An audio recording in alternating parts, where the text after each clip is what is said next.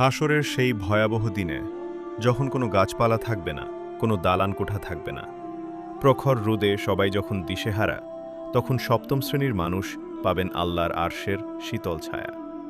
আপনি কি এই তালিকার অন্তর্ভুক্ত?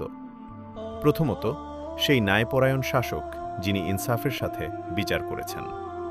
দ্বিতীয়ত, সেই যুবক যার পুরো যৌবনকাল কেটেছে আল্লাহর ইবাদতে। তৃতীয়ত, সেই ব্যক্তি যার অন্তর সর্বদা মসজিদের সাথে লেগে থাকত। চতুর্থত, তারা যারা একে অপরকে কেবল আল্লাহর সন্তুষ্টির জন্যই ভালোবাসে। পঞ্চমত, সেই ব্যক্তি যাকে কোনো সুন্দরী নারী পাপের পথে ডাকলে সে বলে, আমি আল্লাহকে ভয় করি।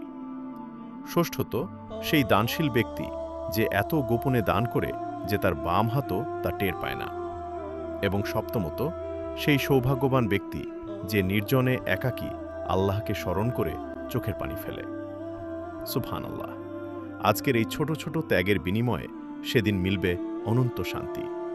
আসুন আমরাও চেষ্টা করি এই 7টি গুণের অন্তত একটি নিজের জীবনে ধারণ করতে। অন্ধকার থেকে আলোর পথে ফিরতে আমাদের সাথেই থাকুন। জাযাকাল্লাহু খাইরান।